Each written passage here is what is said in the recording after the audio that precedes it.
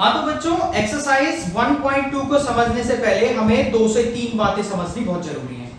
सबसे पहला तो अभी तक हम बात कर रहे थे रैशनल नंबर की, लेकिन अब बात करेंगे इरेशनल नंबर की। तो बात करते हैं इरेशनल नंबर होता क्या है। देखिए इरेशनल नंबर आप याद रखेंगे 3 तरह के नंबर होते हैं। कौन कौन से? एक तो जो रूट की फॉर्म में कोई नंबर लिखा जाएगा वो इरेशनल नंबर है। मैंने लिखा √2, √3, √5, √6, ये सारे इरेशनल नंबर है। ध्यान देना मैंने √4 नहीं लिखा। पता है क्यों नहीं लिखा? क्योंकि अगर मैं √4 लिखता हूं तो 4 इज अ परफेक्ट स्क्वायर। 4 एक परफेक्ट स्क्वायर होता है, तो 4 को क्या लिख सकता हूं मैं? 2 का स्क्वायर लिख सकता हूं, और ये क्या हो जाएगा? 2 का परफेक्ट स्क्वायर होता है 4। तो अगर कोई रूट के अंदर परफेक्ट स्क्वायर लिखा जाता है तो वो एक रैशनल नंबर होता है, ना कि इरेशनल। जैसे मैंने लिखा √36, तो क्या होती है वैल्यू? 6। तो 6 तो एक रैशनल नंबर है, राइट? तो सारे जो रूट स्क्वायर रूट की फॉर्म में लिखे जाएंगे वो इरेशनल नंबर हैं, बट स्क्वायर रूट को छोड़ के। क्लियर है? स्क्वायर रूट क्यूब रूट को छोड़ के। अगर मैं लिखता हूं क्यूब रूट ऑफ 15 तो ये एक इरेशनल नंबर है। लेकिन वहीं अगर मैं लिखता हूं cube root of 9, cube root of 27, तो 27 किसका क्यूब रूट होता है? 3 का। 3 का क्यूब होता है ना 27, तो इसलिए इसकी वैल्यू तो 3 हो जाएगी। It is not an irrational number. तो उम्मीद है पहली बात तो समझ आ गई होगी। ओके, दूसरा जो पाई होता है ना, पाई, वो एक इरेशनल नंबर है। क्या आप पाई की वैल्यू जानते हैं? अगर कोई 22/7 बोल रहा है तो वो गलत बोल रहा है। पाई की वैल्यू 22/7 नहीं होती है। तो हम 22/7 बहुत सारे क्वेश्चन में रखते आ रहे हैं अभी तक, या आगे भी रखते रहेंगे। ऐसा क्यों? देखिए ये बहुत सिंपल सी बात है। अगर आप 22/7 को डिवाइड करते हैं, 7 3 जा 21, 0.0, 7 1 जा 7, 3 0, 7 4 जा 28, अगेन 2 0 7, लगभग 3 आ गए, 21 हो जाएगा, तो लगभग 3 आ गए। तो इसकी वैल्यू होती है 3.143। लेकिन जो पाई की एग्जैक्ट वैल्यू है वो टर्मिनेटिंग नहीं होती है, वो नॉन टर्मिनेटिंग है, मतलब बढ़ती ही जाती है आगे। पाई की जो वैल्यू होती है वो होती है pi equal to 3.14159 and so on, वो बढ़ता जाता है आगे। तो लगभग अगर हम रोकें तो पाई की वैल्यू एग्जैक्ट वैल्यू निकलती है ये 3.14159। तो फिर हम 22/7 क्यों रखते हैं? देखिए इसके काफी क्लोज ये फ्रैक्शनल वैल्यू, एक फ्रैक्शनल नंबर हमने निकाल लिया, ताकि किन्हीं क्वेश्चंस में 7 से कुछ चीज कट जाती है तो हमारे लिए क्वेश्चन को सॉल्व करना आसान होता है। तो इसलिए कई जगह हम 22/7 रखते हैं, लेकिन कई जगह हम 3.14 वैल्यू रखते हैं, जबकि एग्जैक्ट वैल्यू क्या है? 3.14159 एंड सो ऑन, वो बढ़ती रहती है आगे, नॉन टर्मिनेटिंग है, राइट? तो अगर किसी ने एग्जैक्ट वैल्यू पूछी पाई की तो 3.14159 ये बता देना, राइट? चलिए 22/7 हम एक फ्रैक्शनल नंबर निकाल लिया जो कि पाई के काफी क्लोज होता है, ताकि हमारा जो कैलकुलेशन है, हमारा जो सॉल्यूशन है वो जल्दी हो जाए, राइट? तो 2 चीजें पढ़ ली हमने। एक तो सारे रूट के अंदर जो वैल्यूज लिखी जाती हैं एक्सेप्ट स्क्वायर रूट और जो परफेक्ट स्क्वायर होता है, परफेक्ट क्यूब होता है, उन्हें छोड़ के। दूसरा pi is an irrational number, right? और जो थर्ड पार्ट है वो है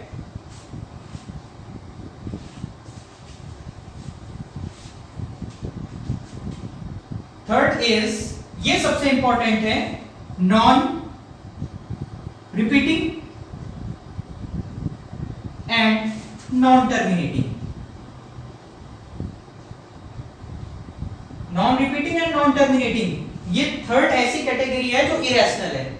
अब ये नॉन रिपीटिंग नॉन टर्मिनेटिंग क्या है? देखिए अगर कोई डेसिमल, जैसे मैंने लिखा 2.1513921136 एंड सो ऑन, देखिए कोई चीज रिपीट नहीं हुई और ये बढ़ता गया आगे, और ये नॉन टर्मिनेटिंग। तो इसे कहते हैं नॉन रिपीटिंग, क्योंकि कोई चीज रिपीट नहीं हुई और ये सो ऑन बढ़ता गया, इसको कहते हैं नॉन टर्मिनेटिंग। तो इस तरह के नंबर की जो कैटेगरी होती है वो इरेशनल होती है, इसे कहते हैं हम इरेशनल नंबर, राइट। तो अभी तक आप तीन चीजें समझ गए होंगे, ये तीन चीजें आप बिल्कुल प्रॉपर नोट करके रख लेना, क्योंकि ये बहुत इंपॉर्टेंट है, हर जगह आपके काम आने वाली है, और खासकर इस वाले चैप्टर में तो बहुत ही ज्यादा इंपॉर्टेंट है। आप 10th में जाएंगे तो 10th में भी ये कंसेप्ट आपको सीखना पड़ेगा, बहुत इंपॉर्टेंट कंसेप्ट है। तो तीन चीजें आप बिल्कुल अच्छे से ध्यान रखिए। अब थोड़ा सा इसके ब्याप में मैं एक बात और क्लियर कर देता हूं। अगर मैंने लिखा 2.14 इसके ब्याप में अगर मैं लिखता हूं 2.14 144 1444 एंड सो ऑन, तो इसको आप रिपीटिंग मत समझना, ये मत समझना कि 141414 रिपीट हो रहा है, नहीं, ये यहां तक तो रिपीट हुआ, इसके बाद चेंज हो गया। अगर ये 1414141414 होता रहता तो हम उसे रिपीटिंग कहते, लेकिन ये अब चेंज हो गया, 14144 1444 ये चेंज हो रहा है, तो ये नॉन रिपीटिंग की कैटेगरी होती है, एंड सो ऑन लगा है तो नॉन टर्मिनेटिंग है, इसलिए this number is also an irrational number. Clear है? तो चलिए इसको मैं हटा देता हूं बोर्ड से। अब हम अपने टॉपिक की तरफ आते हैं, एक्सरसाइज 1.2 के question. Very first question is true and false type. Question number first का फर्स्ट पार्ट है, every irrational number is a real number. सबसे पहले रियल नंबर बताऊं आपको क्या होता है। जितने भी नंबर आप पढ़ चुके हैं सारे रियल नंबर है, जितने भी आपने पढ़े सब रियल नंबर है। तो दूसरा क्या होता है, देखिए नंबर की दो कैटेगरी गई, real number and non real number, या इसी बात को हम इमेजिनरी नंबर भी कह लेते हैं।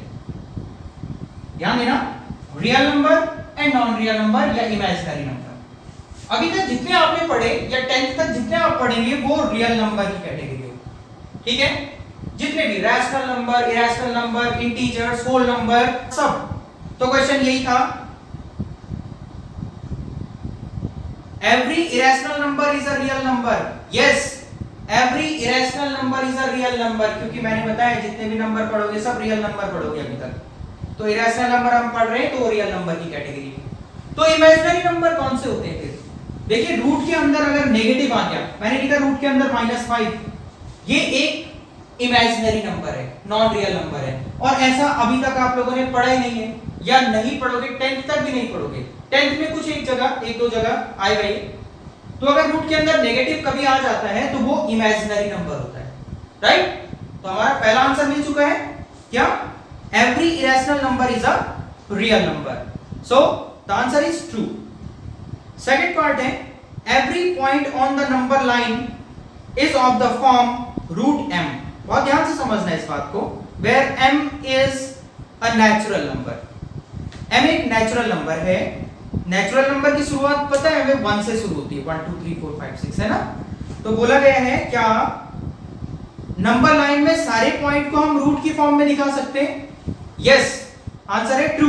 देखिए कैसे, अगर n एक नेचुरल नंबर है, ये मैंने बनाया, ये 0 से 1 2 3 4 5 6 ये सारे लिखिए।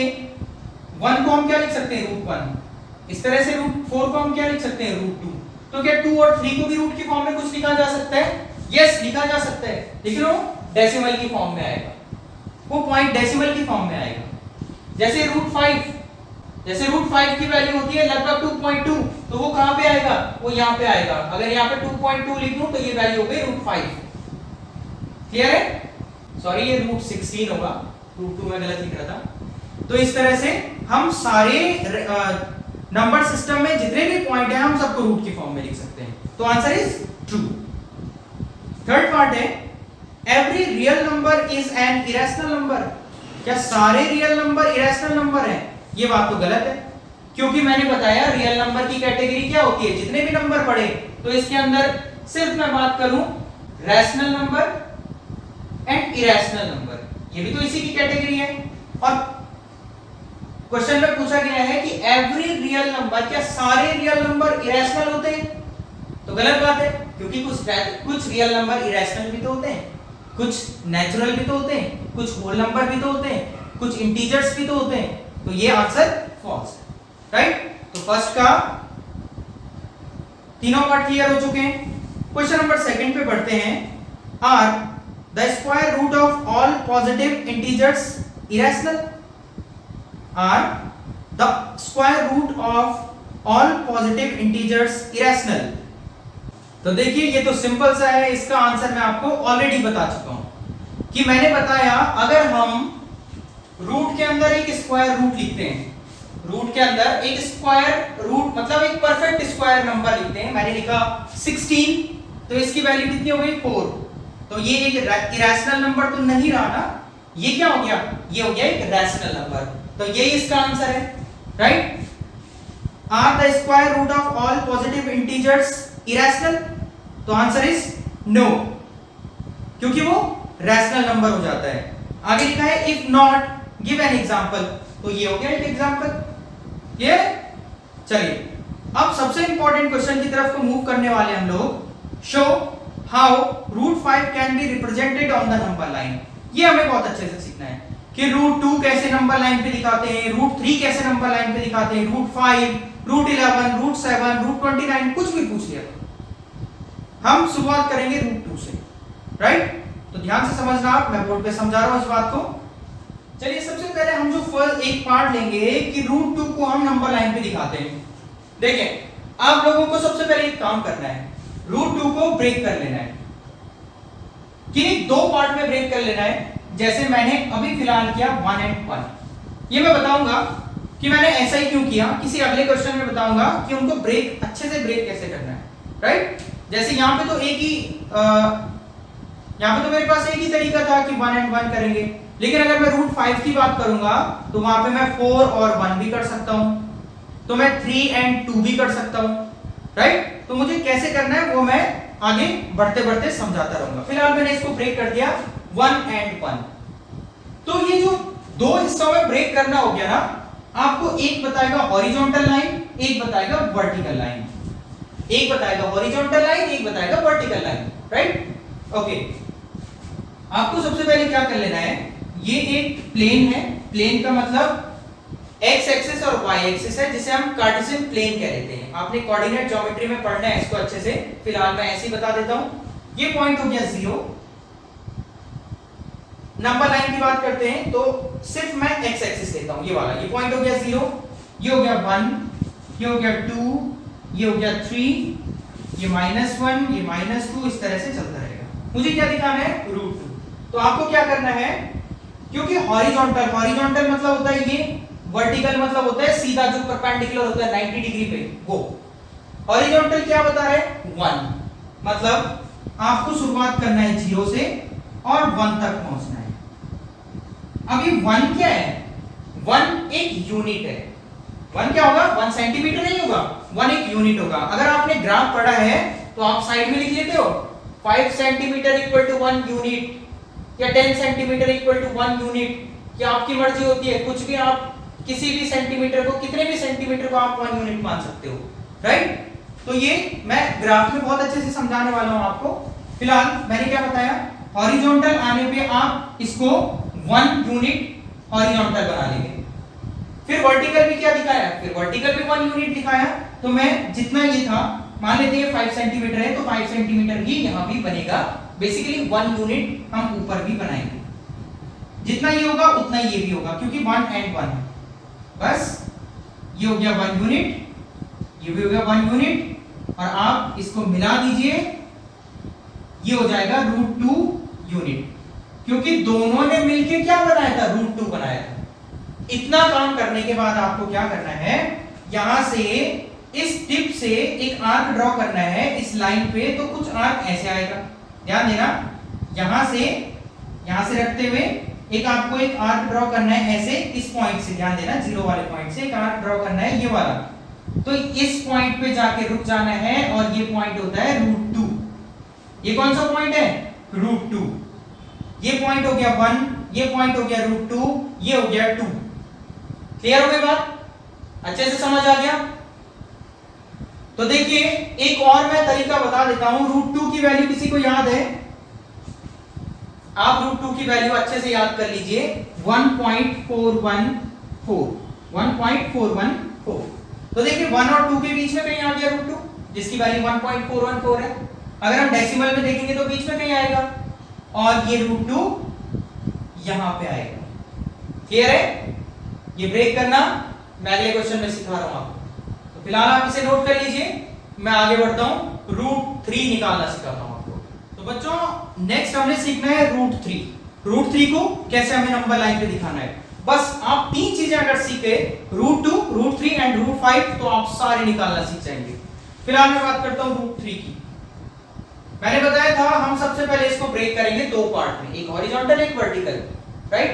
ये हॉरिजॉन्टल, ये वर्टिकल, ये वर्टिकल, ये हॉरिजॉन्टल, ये आपकी मर्जी होगी, लेकिन हमें ब्रेक ऐसा करना होता है कि वो एक परफेक्ट स्क्वायर बने। अगर नहीं बना तो भी बनाना है। मैंने इसको लिखा 1 का स्क्वायर, तो 1 का स्क्वायर बन ही रहता है, मतलब मुझे स्क्वायर की फॉर्म में लिखना है उसे। इसे भी मैंने स्क्वायर की फॉर्म में लिखा 1 का स्क्वायर 1, ठीक है ना। इससे पहले वाले क्वेश्चन में इसलिए मैंने नहीं बताया ये, क्योंकि 1 का स्क्वायर 1 ही होता है, कोई फर्क नहीं पड़ा क्वेश्चन में। अब यहां पे पड़ेगा, मैंने इसको दो हिस्सों में ब्रेक किया। मेरे पास ऑप्शन एक ही है कि 1 एंड 2, तो मैंने 1 और 2 में इसको ब्रेक कर दिया। इसके अलावा तो कोई ऑप्शन नहीं है ना, एक ही ऑप्शन बचा 1 एंड 2 या 2 एंड 1, तो वो आप कैसे भी लिख सकते हैं क्योंकि दोनों का सम हो रहा है। अब देखिए मैंने बताया था कि हमें इसको स्क्वायर की फॉर्म में लिखना है किसी के, 1 का स्क्वायर 1, और इसको क्या लिखेंगे 2 को, ताकि ये 2 ही बना रहे और किसी का स्क्वायर भी हो जाए। तो देखिए इसको कैसे लिखना है, √2 का होल स्क्वायर। यहां पे भी अच्छे से समझना, क्योंकि √2 का अगर मैं स्क्वायर करूंगा तो इससे ये कैंसिल हो जाएगा और 2 ही बचेगा। इसका मतलब 2 का तो 2 ही रहा और मैंने उसको स्क्वायर की फॉर्म में भी लिख लिया। क्लियर हो गई ना बात? अच्छे से समझ गए? बस इतना समझ जाना है। अब आगे, एक को हॉरिजॉन्टल मान लो, एक को वर्टिकल मान लो, तो ये हो गया हॉरिजॉन्टल, ये हो गया वर्टिकल। क्लियर है? ओके, तो बेसिकली हमें क्या करना है, हमें बनाना है एक √2 बनाना है और एक 1 बनाना है। लेकिन √2 तो हम सीधा नहीं बना सकते, कि मैंने एक नंबर लाइन खींची, ये 0 है, ये 1 है, ये 2 है, ये 3 है। अब क्या करना है, क्योंकि √2 हम सीधा तो बना नहीं सकते कि मैं चाहूं कि √2 की लाइन खींच दूं, 1.414 खींच दूं, नहीं, वो गलत है। वो डेसिमल में है लेकिन वो एग्जैक्ट वैल्यू नहीं है, उसमें एरर आ सकता है। तो हमें क्या करना है, हमें सबसे पहले √2 को बनाना है। तो √2 बनाने का हमने तरीका सीख लिया था कि हमने सबसे पहले 1 यूनिट हॉरिजॉन्टल लिया, फिर 1 वर्टिकल लिया और ये लाइन खींच दी, ये पॉइंट हो गया √2 वाला, राइट। तो ये √2 लाइन हो गई। जैसे कि अब मैं कह लेता हूं कि ये हॉरिजॉन्टल लाइन हो गई, मतलब अब मैं इसे बेस लूंगा, ये एक बेस हो गया, और वर्टिकल हमेशा 90 पे होता है, तो मैं यहां से एक आर्क ड्रॉ करूंगा जो कि 90 पे होगा। ये आपको आता होगा कैसे बनता है, यहां से 1 यूनिट, क्योंकि देखो हॉरिजॉन्टल √2 तो बन चुका है, अब वर्टिकल क्या बनाना है, 1 यूनिट। तो यहां से आप क्या करेंगे, एक लाइन ड्रॉ करेंगे जो कि 1 यूनिट होगी। क्लियर है ना, जितना ये था उतना ही ये भी आ जाएगा। तो 1 यूनिट जब आप लाइन खींच देंगे तो इस 0 वाले पॉइंट से इसको मिला देना, और जो नई लाइन बनी है वो √3 की लाइन होगी। क्लियर है? फिर से रिपीट कर लेता हूं मैं, हमें क्या करना है, एक मिला 1, एक मिला √2, तो √2 निकालना हमें आना चाहिए, जो मैंने इससे पहले सीखा था। क्या किया, 1 यूनिट इधर, 1 यूनिट इधर, और √2 की लाइन मिल गई। अब हम ऐसे ट्रीट करेंगे कि ये √2 एक बेस लाइन है, मतलब अब हम इसे बेस, जैसे यहाँ पे इस समय बेस था तो मैंने 90 सीधा ऊपर को बना दिया, अब ये बेस होगा तो 90 इधर को चले जाएगा, और 90 का आप एंगल बनाते हुए 1 यूनिट, जितना ये होगा 1 यूनिट, जितना ये होगा उतना ही इधर को बना लेंगे, और इस 0 वाले पॉइंट से ये पॉइंट मिला देंगे, तो ये जो नई लाइन बनी ये √3 की होगी। अब आपको काम वही करना है, यहां से मिलाते हुए एक आर्क ऐसे ड्रॉ कर देना है, यहां से जाते हुए एक आर्क ऐसे ड्रॉ कर देना है आपको। तो ये जो पॉइंट होगा ये √3 होगा। ये हो गया 0, ये हो गया 1, ये हो गया √3, ये हो गया 2, आगे हो गया 3। इस तरह से आपको √3 भी बनाना आ गया, राइट? समझ गए? ओके, इतना समझने के बाद अब हम सीखते हैं √5। √5 क्यों बोला, √4 क्यों नहीं बोला? तो फिर से वही बात आ रही है कि √4 की वैल्यू तो 2 होती है और 2 तो ऑलरेडी मेंशन है, इसलिए मैं सीधा जंप किया √5 पे। तो चलिए इसको हटाता हूं और √5 बनाना सीखते हैं। तो √5 को सबसे पहले ब्रेक करना है। क्या ऑप्शन है आपके पास? आपके पास है 1 और 4, या आप ब्रेक कर सकते हैं 2 एंड 3। यही तो दो ऑप्शन है ना? ओके, आसान कौन होगा, इजी कौन होगा, हम उसे पिक करेंगे। देखिए इसको तो मैं 1 का स्क्वायर ही लिख लेता हूं, क्योंकि 1 का स्क्वायर 1 होना है। और 4 को मैं क्या लिख सकता हूं? 2 का स्क्वायर। बात समझ रहे हैं आप? मुझे स्क्वायर भी लिखना है और 4 का 4 भी बना रहे, तो मैं 2 का स्क्वायर लिख दूंगा। तो देखो मैंने स्क्वायर की फॉर्म में लिख लिया, और 2 का स्क्वायर 4 होता है। क्लियर है? तो आप कोशिश करेंगे कि ये जो आप ब्रेक कर रहे हैं ना, ये आप परफेक्ट स्क्वायर की फॉर्म में कीजिए। देखो 1 एक परफेक्ट स्क्वायर है, 4 भी एक परफेक्ट स्क्वायर है। हाँ, वो केस अलग होगा जैसे √3 था, तो वहां पे 2 परफेक्ट स्क्वायर लिखा, इसीलिए उसे √2 का होल स्क्वायर लिखना पड़ा। तो यहाँ पे इसको लिख दिया मैंने 2 का स्क्वायर। लेकिन अगर मैं इस वाले पार्ट को लूं तो मुझे लिखना होगा √2 का स्क्वायर, √3 का स्क्वायर। अब यहाँ पे मुश्किल ये है कि सबसे पहले मुझे √2 बनाना पड़ेगा, फिर उसके ऊपर √3 बनाना पड़ेगा, जो कि अपने आप में एक बहुत मुश्किल काम है। तो ये जो पार्ट है ये वाला, हम इसको लेके तो बिल्कुल नहीं चलेंगे, तो इसको मैं हटा देता हूं। अब हमारे पास ये बच गया। एक को आप कह लो हॉरिजॉन्टल, एक को आप कह लो वर्टिकल, ये आपकी मर्जी, आप किसी को भी कहें। इसको आप वर्टिकल, इसको हॉरिजॉन्टल भी कह सकते थे। इसका मतलब हुआ क्या, ये 0 पॉइंट हो गया, ये 1 हो गया, ये 2 हो गया, ये 3 हो गया, एंड सो ऑन। सबसे पहले हॉरिजॉन्टल आप 1 लाइन खींच लेंगे, तो यहां से यहां तक मैंने एक लाइन खींची, और वर्टिकल आप 2 खींच लेंगे। 2 मतलब वर्टिकल मतलब सीधा ऊपर 90 डिग्री पे, तो यहाँ पे आप 90 का एंगल ड्रॉ कर सकते हैं।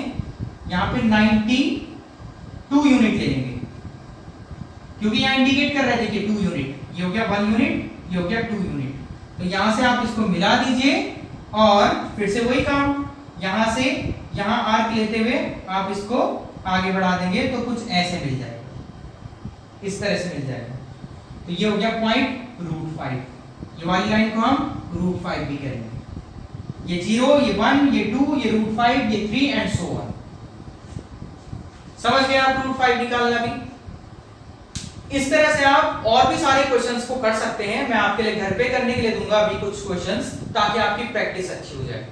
इससे पहले आपको मैं वेरिफिकेशन का मेथड भी बताता हूं। ये आपको दिया नहीं होगा कहीं कि इसको वेरीफाई करना है। देखिए ये एक ट्रायंगल बना, इसको मैं नाम रख लेता हूं ABC, क्योंकि मैं बोल रहा हूं ये 90 डिग्री होगा। अगर मैं वर्टिकल लाइन खींचता हूं तो हमेशा 90 होती है, और 90 जहां पे बनता है वो एक पाइथागोरस को फुलफिल करता है। पाइथागोरस का फार्मूला क्या होता है? Hypotenuse square equal to perpendicular square plus base square. इसमें हाइपोटेनस कितना है? √5। ये हम बाद में चेक कर लेंगे। फिलहाल परपेंडिकुलर देखें तो परपेंडिकुलर 2 है, 2 का स्क्वायर प्लस बेस कितना है? 1 है, तो 1 का स्क्वायर, 2 का स्क्वायर 4, 1 का स्क्वायर 1, ये हो गया मिलके 5।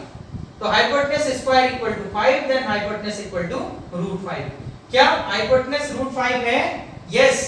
तो ये आपका वेरीफाई भी हो गया। क्लियर है? तो वैसे तो क्वेश्चन में मेंशन नहीं होता है, लेकिन आप खुद अपने आंसर को वेरीफाई कर सकते हैं। क्लियर है? आपको पता चल जाएगा आपने जो मेथड फॉलो किया है वो सही है या नहीं है। तो इस तरह से हमने 3 चीजें निकालनी सीख ली, √2, √3 एंड √5। यही 3 बेसिक्स थे, और इससे ऊपर आपको कुछ भी पूछ लिया जाए आप बिल्कुल कर सकते हैं। जैसे मैं एक क्वेश्चन ले लूं, √29 फाइंड करते हैं। बड़ा क्वेश्चन है, देखने में बहुत बड़ा लग रहा है, आप सोचेंगे कैसे करना है, लेकिन बहुत आसान है।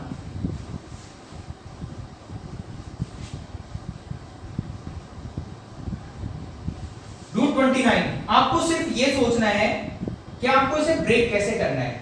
तो देखिए मैं बार बार बोल रहा हूं कि आपको एक परफेक्ट स्क्वायर की फॉर्म में ब्रेक करना है।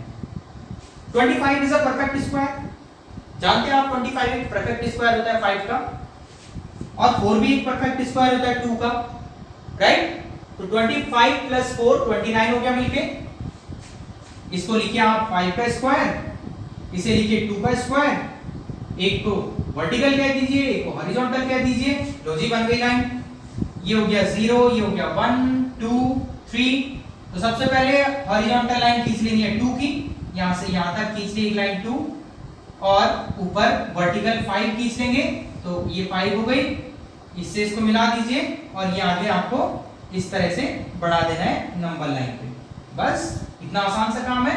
ये हो गया 5 यूनिट ऊपर को, ये हो गया 2 यूनिट यहां से यहां तक, और ये हो गया √29। मतलब सबसे बड़ा काम क्या है, ये पहली लाइन जो आप ब्रेक कर रहे हैं उसे। क्लियर है ना? ओके, जैसे मैं इसी को 27 कर देता हूं तो आप कैसे ब्रेक करेंगे इसे? तो आप 27 को ऐसे ब्रेक कर दीजिए 25 + 2, राइट? 25 को आप लिखेंगे 5 का स्क्वायर और 2 को आप क्या लिखेंगे, √2 का स्क्वायर।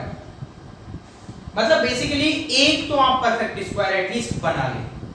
अगर दोनों परफेक्ट स्क्वायर की फॉर्म में नहीं आए तो बिल्कुल बेकार हो जाएगा, आप कर नहीं पाएंगे उस क्वेश्चन को। तो एक हमने परफेक्ट स्क्वायर बना दिया 25, लेकिन एक नहीं था, फिर भी हमारा काम चल जाएगा क्योंकि हमें √2 बनाना तो आता है। तो आप सबसे पहले क्या करेंगे, आप √2 बना लेंगे और √2 कुछ इस तरह से बनेगा आपका, ये हो गया √2 और यहां से 90 डिग्री बनाते हुए आप एक लाइन 5 की खींच लीजिए इस तरह से, इसको इससे मिलाइए और ये लाइन नंबर लाइन पे मिला दीजिए। तो ये √2 था, ये 5 यूनिट था, देखिए दोनों चीजें आ गई और ये जो लाइन होगी ये होगी √27। तो इस तरह के क्वेश्चन आप प्रैक्टिस कीजिए। मैं आपको कुछ क्वेश्चंस दे देता हूं घर पे करने के लिए। एक तो सबसे पहले क्वेश्चन है, आप √11 सॉल्व करेंगे, आप √17 सॉल्व करेंगे, √53 सॉल्व करेंगे और एक क्वेश्चन है आप √23 सॉल्व करेंगे। तो ये 1 2 3 4 क्वेश्चन है, ये आपको सॉल्व करना है।